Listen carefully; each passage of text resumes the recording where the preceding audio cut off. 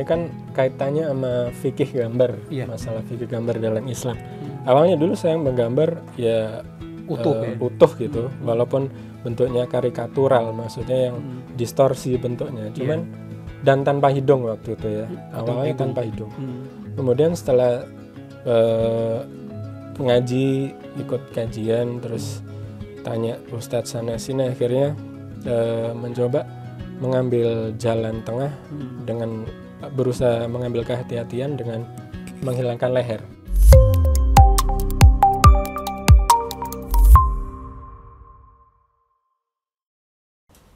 Bismillahirrahmanirrahim.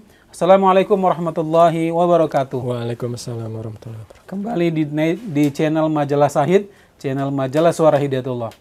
Para pemirsa dan pembaca Majalah Suara Hidayatullah dimanapun berada, hari ini saya tengah berada di Kota Malang. Kita sedang bersilaturahim dan juga melihat satu aktivitas yang dilakukan oleh seorang Muslim yang melakukan aktivitas dakwah melalui cara membuat komik. Beliau adalah komikus Muslim. Dan saya kenalkan di samping kanan saya yaitu Mas Feby Suryawibawa. Assalamualaikum warahmatullahi wabarakatuh. Waalaikumsalam warahmatullahi wabarakatuh. Sehat Mas Feby? Alhamdulillah. Alhamdulillah, senang bisa bersilaturahim ke kediaman Mas Feby di Kota Malang ini. Baik, Mas Feby, mungkin pemirsa dan juga membaca kita ingin tahu lebih dalam, dan juga mungkin kita pernah dimuat juga ya di Majalah Suara Hidayatullah ya. Apa yang mendasari Mas Feby memilih untuk menyampaikan nilai-nilai Islam melalui komik ini, Mas Feby? Silakan. Bismillah. Jadi dulu awalnya setelah saya kuliah dan kemudian terjun dalam bidang pekerjaan saya. Jadi saya dulu kuliah arsitek, kemudian kerja dalam bidang arsitek di beberapa tempat. Itu saya mengalami semacam kaget budaya gitu. Ternyata banyak hal-hal di luar sana itu yang bertentangan dengan apa yang saya yakini, dengan idealisme, dengan nilai-nilai Islam yang saya yakini. Dan kemudian saya waktu itu bingung, kok bisa ya umat Islam di Indonesia yang mayoritas tapi kelakuannya seperti itu. Mohon maaf umpamanya ya, kan bidang saya arsitektur kontraktor gitu ya. Tapi ternyata emang main suap itu hal yang biasa. Ya kita udah sering lah dengar juga.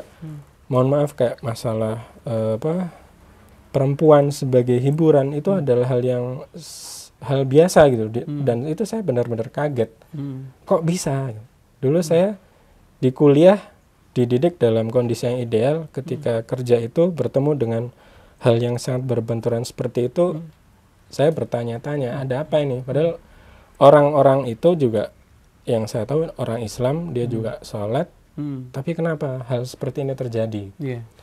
Hingga kemudian saya kerja di televisi, dan di situ juga ternyata makin parah lagi, budayanya makin parah. Jadi kayak minuman keras itu setelah selebrasi apa gitu, hal yang biasa, walaupun nggak semua, tapi itu seperti biasa gitu.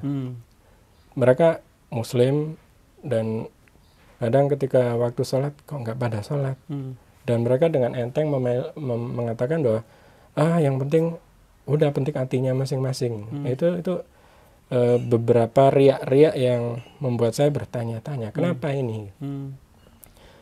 Dan kemudian setelah berproses, kemudian menikah, alhamdulillah saya waktu sebelum menikah itu kan saya sempat berdoa, ya Allah, bila saya nanti dipertemukan dengan perempuan yang melalui dia engkau bukakan pintu untuk dengan cara apa aku berjuang, maka aku akan menikahi dia. Dan alhamdulillah doa saya dikabulkan. Dan ternyata pintu-pintu itu pelan-pelan terbuka. Jadi bapak mertua saya itu ternyata beliau adalah salah satu penerjemah hadis Bukhari Muslim generasi pertama. Jadi sekitar tahun 50-an penerjemahan hadis itu beliau termasuk dalam tim itu. Dan ketika saya buka satu demi satu itu saya seperti Masya Allah, ini benernya kalau semua orang Islam itu tahu di Indonesia ini insya Allah mungkin bisa meminimalisir anomali yang saya temui dulu gitu. Iya, iya. Kalau orang Islam itu lebih banyak tahu, paling enggak mereka tahu bahwa Islam itu harusnya gini gitu. Nah, itulah awalnya dulu saya dengan istri mencoba, ayo gimana kalau ini kita coba terjemahkan dalam bahasa gambar. Sehingga jadilah dalam bentuk komik yang, karena kami kan background kami memang arsitek dan kami suka menggambar. Jadi akhirnya kami mencoba untuk fokus dalam menerjemahkan nilai-nilai Islam itu dalam bentuk komik. Istri juga di arsitek juga? Istri dulu arsitek juga. Cuman juga sama-sama mungkin menemui anomali-anomali itu. Jadi berapa tahun mengalami kegelisahan dengan menemukan anomali-anomali dalam dunia pekerjaan? Dari 2005 sampai saya resign itu 2012. Oh, 2012. 7 tahun. Nah, di tengah itu mulai berkomik sekitar 2009. Tapi 2010 baru memutuskan untuk membuat komik yang benar-benar label Islamnya jelas, segmen Islamnya jelas. Tapi masih bergelut dalam dunia pekerjaan yang lama ya? Masih waktu itu masih di dua kaki istilahnya, seperti itu. Iya. Kemudian sampai akhirnya memutuskan untuk keluar dari dunia pekerjaan karena memang sudah kegelisahan itu semakin nggak tertahankan begitu. Jadi sejak tahun-tahun awal sebelum menikah pun sudah ini dulu. Sejak awal udah gelisah, kemudian akhirnya kan menikah itu makin bergelora di hati sini. Terus alhamdulillah sekitar 2011 itu kan saya kerja sebagai set designer panggung, desain panggung. Waktu itu saya mengerjakan desain salah satu acara ustadz yang lumayan terkenal, sangat terkenal ya. Waktu itu di TV itu? Iya, di nasional. Ustadz nasional. Nah, beliau, saya tunjukkan buku itu, beliau terus bilang, antum udah punya ini, tapi masih di sini. Nah, itu Masya Allah, itu bagi saya kayak, itu pertanyaan yang itu menohok. Iya, gitu. Maka ya udah, bismillah, alhamdulillah, setelah diskusi sama istri, akhirnya memutuskan resign dan balik ke Malang. Jadi karya pertama yang Mas Feby buat itu di tahun 2009. 2009, tapi belum label Islam. Belum label Islam. Yeah. Mulai membuat karya yang konten-konten Islam? Itu sekitar mulai bikin sketnya itu 2010, diterbitkan 2011. Nah, judulnya 33 Pesan Nabi. 33 Pesan Nabi. Iya. Yang sekarang jadi 99 Pesan Nabi. Kalau dari segi teknik menggambar ini kan, kalau sekarang kan kalau lihat dari gambar-gambar Mas Feby kan kayak misalkan contoh gambar manusianya lehernya sudah nggak ada. Apa sejak awal sudah begitu atau enggak? Ada perubahan? Iya, emang ada perubahan. Jadi emang ini kan kaitannya sama fikih gambar, masalah fikih gambar dalam Islam. Awalnya dulu saya menggambar ya utuh gitu, walaupun bentuknya karikatural, maksudnya yang distorsi bentuknya, cuman dan tanpa hidung waktu itu ya. Awalnya tanpa hidung. Kemudian setelah ngaji, ikut kajian, terus tanya Ustadz sana sini, akhirnya mencoba mengambil jalan tengah dengan berusaha mengambil kehati-hatian dengan menghilangkan leher. Jadi kalau menurut sebagian ulama kan kalau itu nggak utuh atau menghilangkan bagian yang kira-kira dengan bagian itu hilang, makhluk itu mati, itu diperbolehkan. Walaupun masalah hukum gambar ini kan banyak pendapat ya. Tapi untuk dari segi kehati-hatian saya memilih menghilangkan leher sejak tahun 2015. Itu setelah karya yang keberapa itu? Karya yang mulai tampil berbeda seperti itu. Sekitar 7 mungkin. Karya yang ke-7 ya? Karya yang ke-7. Ya. Baik, kalau mau membuat sebuah karya biasanya apa sih yang menjadi inspirasinya Mas Ebi dalam buat setiap satu karya ke karya yang lain? Inspirasi itu yang pertama ini biasanya timbul dari masalah. Dari masalah. Dari masalah, ini masalah nih. Nah kemudian saya coba riset kalau di Islam jawabannya kira-kira apa. Jadi saya ambil itu masalah, riset, oh ternyata ini ada jawabannya. Saya mulai coba bikin sketsa. Atau dibalik, kadang kita nemu, oh di Islam ada kunci ini nih. Baru kemudian saya balik, oh ternyata ada masalah ini di masyarakat, ada masalah ini. Nah itu akhirnya saya ramu, akhirnya dibentuk dalam bentuk komik itu. Misalnya yang tentang akhlak ya, silakan ada tentang akhlak. Itu apa yang menjadi inspirasi Mas Febi? Akhlak, jadi kalau akhlak itu, jadi setelah saya pelajari banyak kisah-kisah ulama itu yang mereka tuh sangat halus ininya, hatinya tuh halus, akhlaknya tuh halus, lembut gitu hatinya tuh lembut.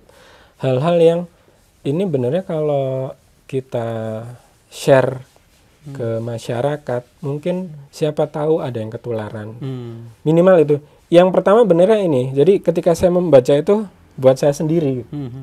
Masya Allah ternyata ulama zaman dulu tuh mereka tuh sehalus ini, akhlak mereka tuh sehalus ini.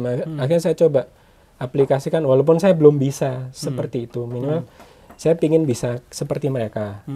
Dan setelah itu saya coba share, semoga kalau ada anak yang baca, mereka mau belajar.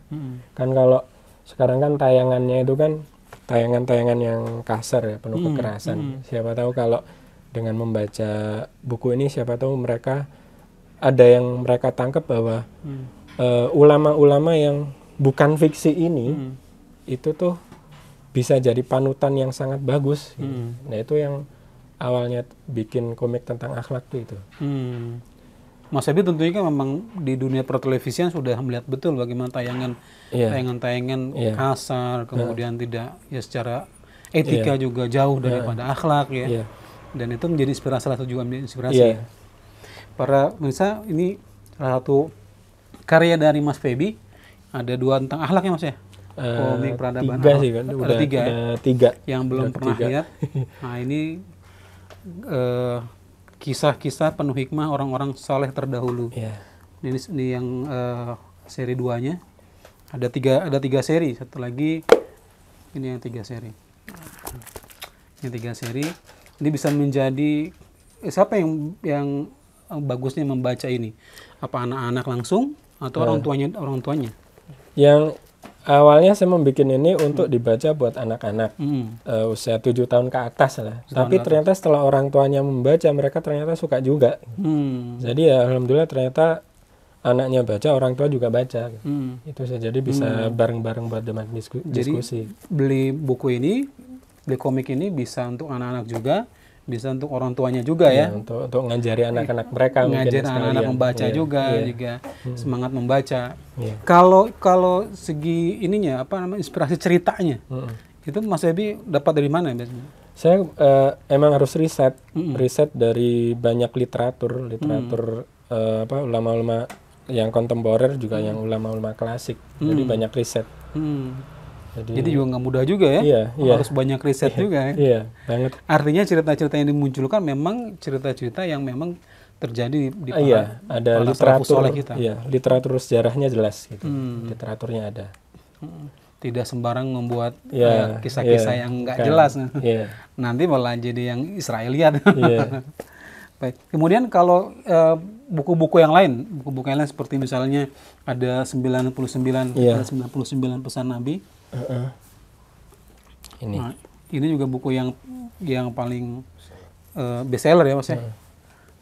Nah ini buku yang bestseller, kayaknya perlu Bapak Ibu ya perlu melengkapi ini di rak rumahnya masing-masing. Kalau ingin mendapatkan nanti bisa baca di komen ya, di caption nanti bisa dapatkan ini di channel Majalah Sahid insyaallah. Mungkin kalau ini Mas Ebi, ini gimana dari seluruh kompilasi pesan-pesan Nabi dalam hadis ya, ini dirangkum dalam 2 buku berseri ini. Gimana proses kreatifnya ini? Kalau ini awalnya itu kan saya berangkatnya awalnya dulu dari masalah dulu ya. Jadi yang jilid pertama itu kebanyakan berasal dari pengalaman hidup. Pengalaman hidup yang tapi untuk menjaga privasi orang itu kan sebagian itu saya samarkan atau saya dramatisir. Jadi ada kisah-kisah yang disesuaikan dengan konteks masa kini, tapi dengan solusi Islam, dengan solusi Islam. Jawabannya adalah ini hadis dari Nabi. Jadi nggak semua hadis itu saya komikan, enggak, tapi saya ambil dari masalah yang ada, kemudian saya ambil konteks hadisnya itu ini loh, jawabannya tuh ini. Itu yang pertama. Untuk yang kedua ini ada beberapa yang saya ambil kisah-kisah yang berasal dari hadis. Jadi misalnya hadis tentang lelaki yang bersedekah sepertiga dari hartanya, seperti itu. Jadi dari hadis. Kalau yang kedua ini kisah-kisahnya banyak dari hadis, atau mungkin tentang yang masuk neraka karena seekor lalat. Nah, seperti itu kan dimasukkan dalam yang jilid 2. Kalau komik itu kan identik juga dengan bumbu-bumbu jenaka, lucu.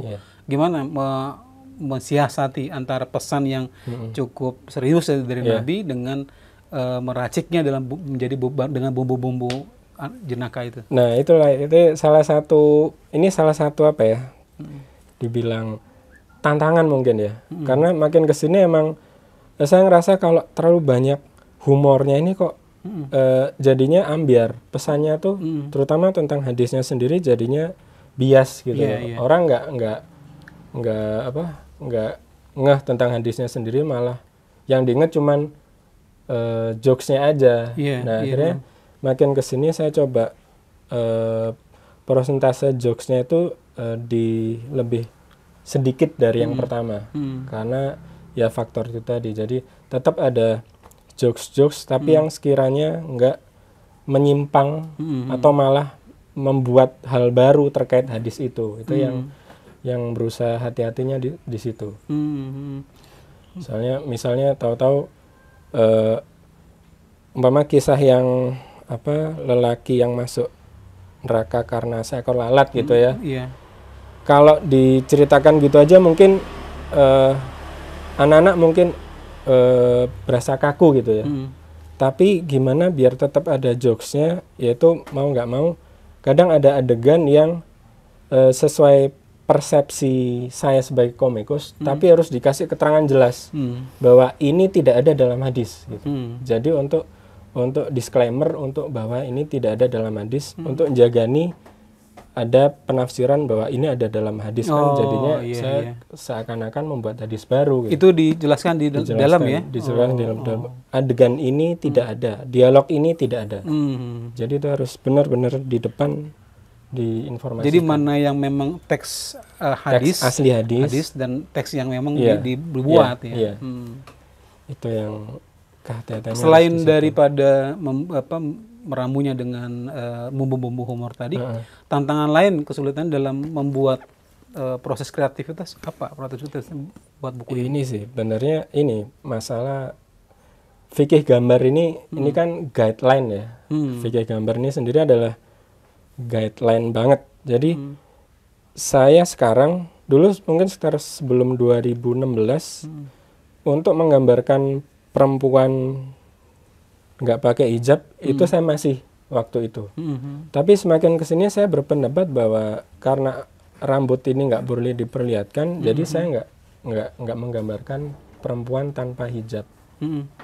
Jadi emang tantangannya itu gimana biar mungkin ini perempuan non muslim digambarin, tapi kalau nggak pakai hijab harus ditutup seperti apa? Nah itu tantangan yang menurut saya cukup memeras pikiran juga. Gimana ini biar rambutnya nggak kelihatan?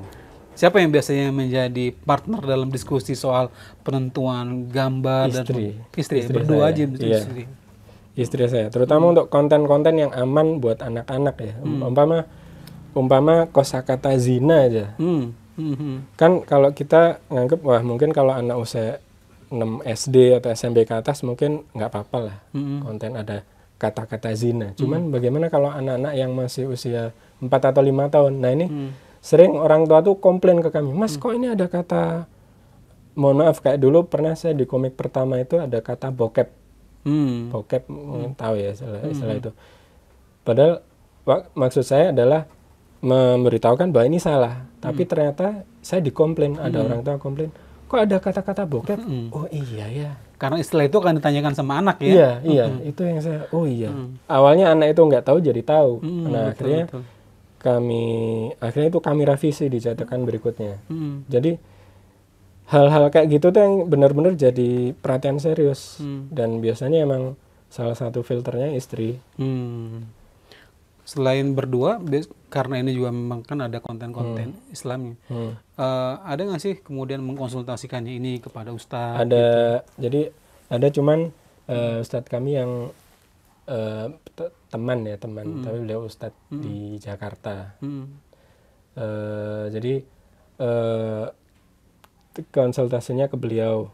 Tapi kalau masalah fikih gambar itu dulu konsultasinya ke ustadz yang dekat di sini. Terus tapi juga kadang untuk kami mengambil poin-poin yang udah jelas. Jadi bukan hal-hal yang diperdebatkan untuk mengurangi friksi ya. Jadi kami memang mengambil hadis-hadis yang udah gamblang, udah sering dibahas, udah di mana-mana. Jadi untuk menghindari friksi itu kami memang umpamanya ustadz sana kok gini, ustadz itu berbeda lagi. Nah, kami mencoba menghindari mengambil tema yang seperti itu. Kurang lebih seperti itu sih. Nah, berkaitan dengan pasar nih, dan tentunya kan juga mungkin Mas Yabi kan perlu pertimbangkan tentang penerimaan pasar dan membuat diferensi produk seperti ini. Ada nggak salah satu yang juga yang dipertimbangkan dan gimana tuh cara mensiasati agar produk-produk yang dikeluarkan oleh Mas Febi ya dari buku-buku ini, komik-komik ini bisa diterima oleh pasar? Jadi, nah ini agak, jadi sekarang itu kami perhatikan orang tua setelah apalagi sejak gadget ini, mereka itu mencari alternatif bacaan yang sekiranya itu aman dari segi konten, konten terutama dan visual buat anak-anak mereka. Dan saya perhatikan emang, dan ini kebanyakan emang orang-orang Muslim di Indonesia ini yang mencari buat anak-anak mereka. Dan ini ternyata emang pasarnya itu masih sangat luas, masih sangat terbuka luas insya Allah. Dan jadi itu yang harus diingat, dilihat ya. Orang tua perlu konten yang istilahnya tuh dalam tanda kutip ya, semacam obat hati atau suplemen hati bagi anak-anak. Kalau mereka kalau mereka udah dibombardir dengan tayangan-tayangan kayak gitu, ini perlu ada pengimbang. Nah, salah satunya dengan konten-konten komik yang Islami gini. Dan pengemasan dalam bentuk buku. Kalau kemudian menuju ke arah sekarang ini digitalisasi, menuju sana juga, Mas kira-kira? Saat ini arah ke situ ada, tapi untuk ke situ tuh yang perlu tim dan persiapan yang sangat matang. Dulu pernah beberapa kali diajak kerjasama untuk animasi ini, cuman kami memutuskan untuk enggak dulu. Mereka kayaknya juga kurang cocok karena kita juga ngelihat visi dari mereka seperti apa. Dulu juga pernah mau difilmkan juga pernah, tapi kita lihat dulu nih produsernya tuh biasa bikin film seperti apa gitu. Nah itu yang kami filter di situ. Kami nggak mau setelah dijadikan film ternyata malah malah kemana-mana gitu kan. Jadi Pesan yang disampaikan malah jadi bias ya. iya. Jadi itu sih yang pingin ke animasi mungkin suatu saat, insya Allah, walau alam. Tapi untuk saat ini kami mau fokus dulu di komik ini dulu sementara ini. Masih ada rencana komik-komik lain yang akan keluar? Insya Allah ada beberapa yang masih PR-nya ini masih banyak gitu. Masih banyak, insya Allah masih banyak. Itu yang Tema apa nih bocorannya? ini insya Allah yang sedang dibikin ini kisah salafus soleh ya. Ini iya salafus soleh, ulama-ulama zaman tabi'in. Dan rencananya insya Allah sih lanjutannya ini mungkin. Oh, lanjutannya ini. Itu seri 3-nya ya? Iya. Insya Allah. Itu karya berdua dengan istri. Istri itu editor, dia lebih banyak editor dan supervisor sih. Supervisor. Semua satu rumah udah lengkap semua ya. Enggak kebagian kita. Baik para pemirsa dan juga pembaca majalah Suryatul Rahmat Berada, buku ini boleh bilang berarti aman secara konten ya. Insya Allah aman, dan juga sudah melalui filterisasi yang berlapis ya, dari mulai kontennya, gambarnya, lalu kemudian juga sudah dikonsultasikan dengan para ustadz, sehingga kemudian memang menjadi menjadi materi ataupun bacaan yang terbaik untuk keluarga. Jadi jangan sampai nggak punya, jangan sampai nggak dimiliki. Jadi yuk beli ya buku ini, dan juga banyak lagi seri-serinya insya Allah nanti melalui channel Majalah Sahid bisa dapatkan gitu. Baik, nanti insya Allah nanti kita akan ambil gambar juga proses gimana Mas Feby membuat gambar-gambar komiknya. Baik, terima kasih Mas Feby atas waktunya. Insya Allah bermanfaat. Amin. Dan juga tentunya ini bisa menyebar, dimiliki oleh keluarga-keluarga Muslim. Amin. Terima kasih. Assalamualaikum warahmatullahi wabarakatuh. Waalaikumsalam warahmatullahi wabarakatuh.